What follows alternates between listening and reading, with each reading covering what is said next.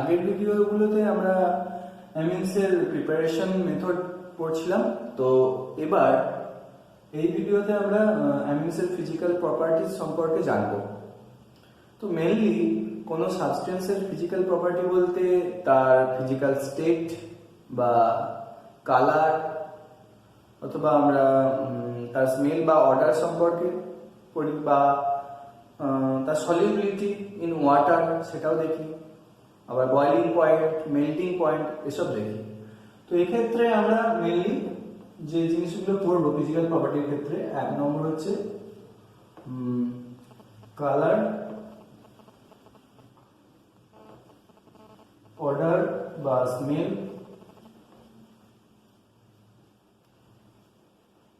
Physical state. 2 নম্বর যেটা পড়বো সেটা হচ্ছে সলিউবিলিটি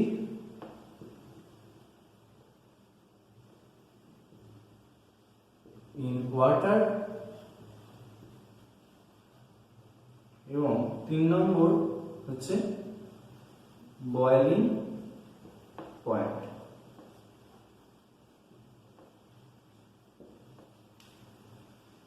তো প্রথমত হচ্ছে যে অ্যামিনগুলো আমরা দেখি, অ্যালিফ্যাটিক অ্যামিনগুলো মেনলি কালারলেস হয় এবং এদের একটা ফিসি অর্ডার থাকে, অর্থাৎ মাছের মতো গন্ধ থাকে। এবং অবশ্যই লোয়ার অ্যামিনগুলো জেনারেলি গ্যাসিয়াস হয়।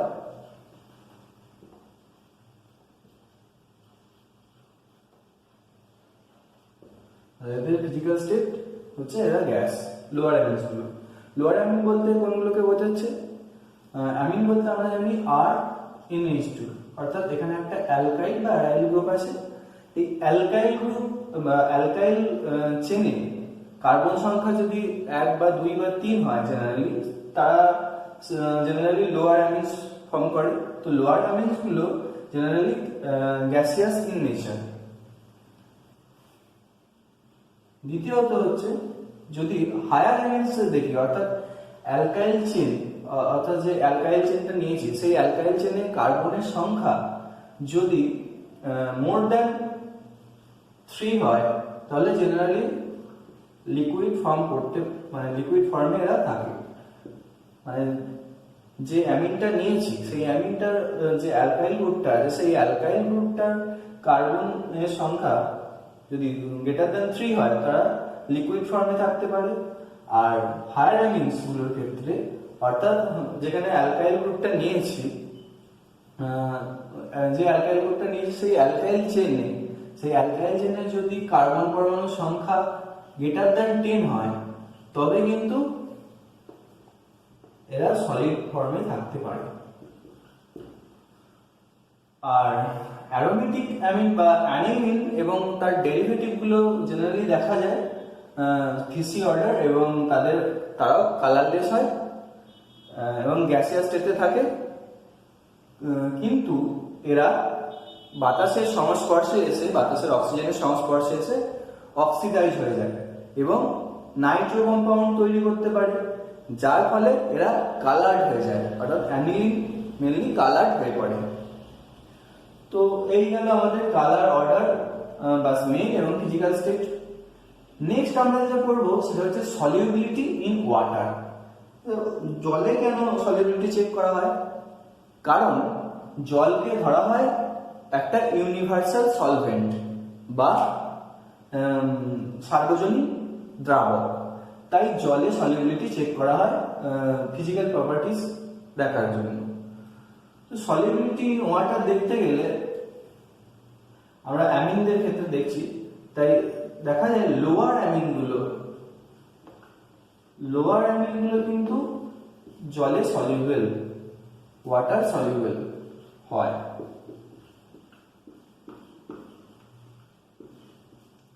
কিন্তু হায়ার অ্যামিনস গুলো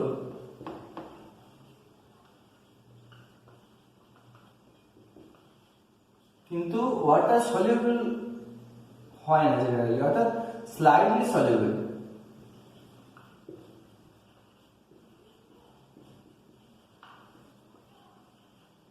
অর্থাৎ খুব কম মাত্রায় জলে সলিউবল হয়। এবার কেন এটা হয়? লোয়ার অ্যামিনগুলোর ক্ষেত্রে যদি দেখি RnH2, আমি যদি লোয়ার অ্যামিন ধরলাম CH3NH2,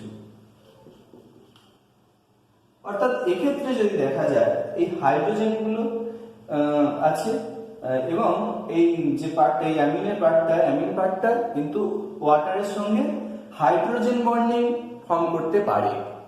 তো হাইড্রোজেন বন্ডিং ফর্মেশনের মাধ্যমে এরা ওয়াটার সলিউবল হয়। তাহলে কি হায়ার অ্যামিনগুলো হাইড্রোজেন বন্ডিং তৈরি করতে পারে না? অবশ্যই পারে, কিন্তু হায়ার অ্যামিনের ক্ষেত্রে যে অ্যালকাইল পার্টটা আছে, সেই অ্যালকাইল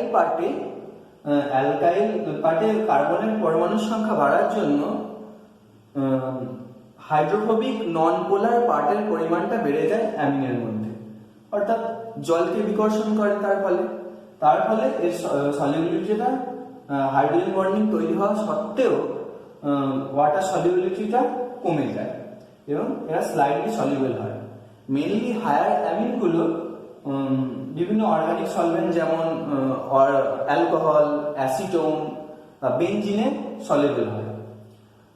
তো এই গেল আমাদের সলিউবিলিটি ইন ওয়াটার, অর্থাৎ দেখলাম যে লোয়ার অ্যামিনগুলো হাইড্রোজেন বন্ডিং তৈরি করে, স্ট্রং হাইড্রোজেন বন্ডিং তৈরি করার জন্য ওয়াটার সলিউবল হয়, কিন্তু হায়ার অ্যামিনগুলোর ক্ষেত্রে হাইড্রোফোবিক নন পোলার পার্ট বাড়ার জন্য এরা স্লাইডলি ওয়াটার সলিউবল হয়।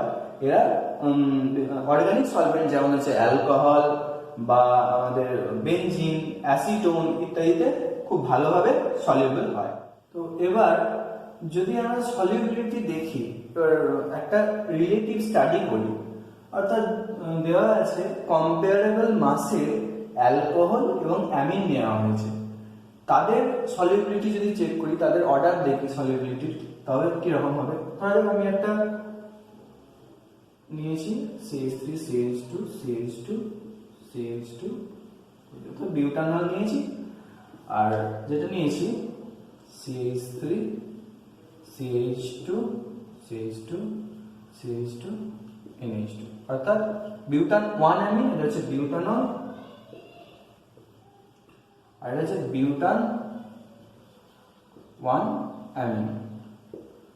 তো এদের মধ্যে জলের সলিউবিলিটি কার বেশি হবে, তার অর্ডারটা যদি বলতে বলে, তাহলে কি হবে? দেখা যাবে বিউটানলের সলিউবিলিটি, জলে সলিউবিলিটি কিন্তু বেশি হবে অ্যামিনের চেয়ে। এরা কিন্তু কম্পারেবল মাসে। তো এদের ক্ষেত্রে কেন এটা হয়? সলিউবিলিটিটা অ্যালকোহলের বেশি হয় অ্যামিনের চেয়ে। কারণ বলছে অক্সিজেনের যে ইলেকট্রোনেগেটিভিটি, এটা বেশি নাইট্রোজেনের তুলনায়। তাহলে মোর পোলারিটি অ্যারাইজ করছে এখানে এই অ্যামিন কম্পাউন্ডটার তুলনায়। তার ফলে যেটা হয়, মোর পোলারিটি অ্যারাইজ করার জন্য যে হাইড্রোজেন বন্ডিং তৈরি হয় ওয়াটার মলিকুলের সাথে, সেটা কিন্তু স্ট্রং হয়। অর্থাৎ এই অ্যালকোহলের ক্ষেত্রে হাইড্রোজেন বন্ডিং হবে স্ট্রং, কিন্তু এই বিউটান 1 অ্যামিনের ক্ষেত্রে যেটা হবে হাইড্রোজেন বন্ডিং, সেটা হবে রিলেটিভলি উইক। তাহলে রিলেটিভলি উইক হওয়ার জন্য যেটা হবে কি, এখানে সলিউবিলিটি খুব ভালো হবে, অর্থাৎ অ্যালকোহলের সলিউবিলিটি ইন ওয়াটার সেটা খুব ভালো হবে, এবং অ্যামিনের সলিউবিলিটি ইন ওয়াটার এর রেসপেক্টে কিন্তু কম হবে। এবার আমরা অ্যামিনসের বয়লিং পয়েন্ট সম্পর্কে জানবো। তো বয়লিং পয়েন্ট বলতে বোঝায় সেই টেম্পারেচারকে, যে টেম্পারেচারে লিকুইড গ্যাসিয়াস ফর্মে যায়, অর্থাৎ লিকুইড ফর্মে যখন মলিকুলগুলো থাকে তখন একে অপরের সাথে অ্যাসোসিয়েটেড অবস্থায় থাকে, কিন্তু এই পার্টিকুলার পয়েন্টে সেই অ্যাসোসিয়েশনটা কেটে যায় এবং গ্যাসিয়াস ফর্মে যায়। তো এখন আমরা 1 ডিগ্রি অ্যামিন, 2 ডিগ্রি অ্যামিন এবং 3 ডিগ্রি অ্যামিনের বয়লিং পয়েন্ট দেখব এবং তাদের বয়লিং পয়েন্টের অর্ডারটা দেখব। প্রথমত যেটা দেখা যায় 1 ডিগ্রি অ্যামিন, আমি এখানে একটা নিয়েছি 3টে অ্যামিন, যেখানে 4টি কার্বন যুক্ত 1 degree amine, 2 degree amine, 3 degree amine নেওয়া হয়েছে এখানে। তো প্রত্যেকটা হচ্ছে আইসোমেরিক অ্যামিন এবং এদের মাস সেম, মলিকুলার মাস সেম। এদের ক্ষেত্রে দেখা যাক বয়লিং পয়েন্টের অর্ডার কি হবে।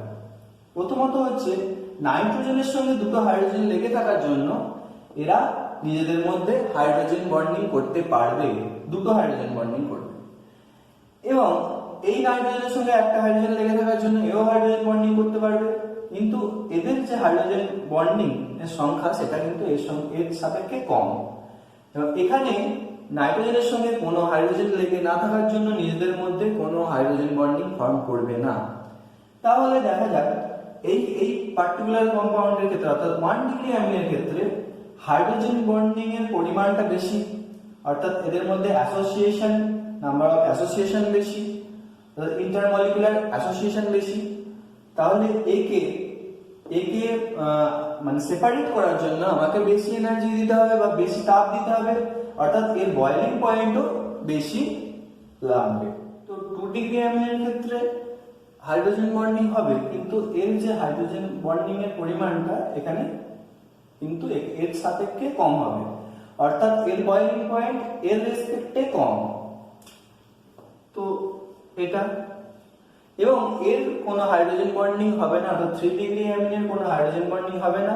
তাহলে এদের মধ্যে সেরকম কোনো মানে মলিকুলার অ্যাসোসিয়েশন থাকবে না, যার ফলে এই 3 ডিগ্রি অ্যামিনকে সেপারেট করা অনেক সোজা এবং তাই বয়লিং পয়েন্ট এরও অনেক কম। তো এই আইসোমেরিক অ্যামিনগুলোর মধ্যে অর্থাৎ 1 ডিগ্রি, 2 ডিগ্রি এবং 3 ডিগ্রি অ্যামিনগুলোর মধ্যে যেটা দেখা যাবে এদের বয়লিং পয়েন্টের অর্ডার হবে 1 degree greater than 2 degree greater than 3 degree amine. এবার আমরা যদি দেখি যে অ্যালকোহল, অ্যামিন আর অ্যালকেন নেওয়া হয়েছে যাদের মলিকুলার মাস কম্পারেবল।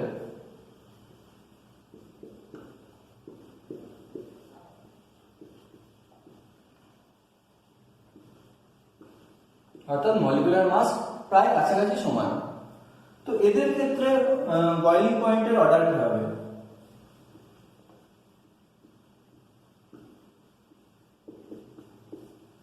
তো এদের ক্ষেত্রে বয়লিং পয়েন্টের অর্ডার কি হবে? প্রথমত এখানে আমাকে হাইড্রোজেন বন্ডিং দিয়ে জিনিসটা ভাবতে হবে। এখানে প্রথমত দেখা যায় অ্যালকেন, অ্যালকেনের ক্ষেত্রে কোনো রকম হাইড্রোজেন বন্ডিং এর কোনো সম্ভাবনা নাই। তাহলে এদের ক্ষেত্রে মলিকুলার যে অ্যাসোসিয়েশনটা, সেই অ্যাসোসিয়েশনটা কিন্তু কম হয়। তাহলে অ্যালকেনগুলোকে একে অপরের থেকে সেপারেট করা অনেক সোজা হয়। তার মানে অ্যালকেনের ক্ষেত্রে সেটা হবে সবচেয়ে লোয়েস্ট বয়লিং পয়েন্ট, কারণ কি অ্যামিন এবং অ্যালকোহল দুটোর ক্ষেত্রেই কিন্তু হাইড্রোজেন বন্ডিং সম্ভব হয়। তো এটার ক্ষেত্রে সবচেয়ে কম হবে। এবং এবার অ্যামিন আর অ্যালকোহলের মধ্যে দেখা যাবে, অ্যামিন আর অ্যালকোহলের মধ্যে যদি আমি কনসিডার করি, তাহলে অ্যালকোহলের ক্ষেত্রে দেখা যায় পোলারিটি বেশি, অর্থাৎ অক্সিজেনের ইলেকট্রোনেগেটিভিটি বেশি হওয়ার জন্য এখানে পোলারিটি বেশি অ্যামিনের তুলনায়, যার জন্য হাইড্রোজেন বন্ডিং যেটা তৈরি হয় সেটা কিন্তু সেটা স্ট্রেংথ অনেক বেশি অ্যামিনের চেয়ে। তাহলে কি হবে, যেহেতু হাইড্রোজেন বন্ডিং এর স্ট্রেংথ বেশি, তাহলে ইন্টারমলিকুলার অ্যাসোসিয়েশনও বেশি হবে। তাহলে এই অ্যালকোহল মলিকিউলগুলোকে একে অপর থেকে বিচ্ছিন্ন করতে বা সেপারেট করতে আমাকে বেশি এনার্জি দিতে হবে অ্যামিনের চেয়ে। তাহলে কি হবে, অ্যালকোহলের বয়লিং পয়েন্ট কিন্তু অ্যামিনের চেয়ে বেশি হবে, অর্থাৎ এটা হবে। এবং এই দুটোর বয়লিং পয়েন্ট অ্যালকেনের চেয়ে বেশি হবে, কারণ কি অ্যালকেনের ক্ষেত্রে কোনো হাইড্রোজেন বন্ডিং হবে না, কিন্তু এই দুটোর ক্ষেত্রে হাইড্রোজেন বন্ডিং হবে। আর জেনারেলি দেখা যায় যে হায়ার অ্যামিনগুলোর ক্ষেত্রে বয়লিং পয়েন্ট লোয়ার অ্যামিনগুলোর চেয়ে বেশি হয়, কারণ এই van der wall force of attraction. যাই হোক, তো এই ভিডিওতে আমরা অ্যামিনসের ফিজিক্যাল প্রপার্টিজ আলোচনা করলাম। নেক্সট ভিডিওগুলোতে আমরা অ্যামিনসের কেমিক্যাল প্রপার্টিজ এবং কেমিক্যাল রিঅ্যাকশন সম্পর্কে আলোচনা করব।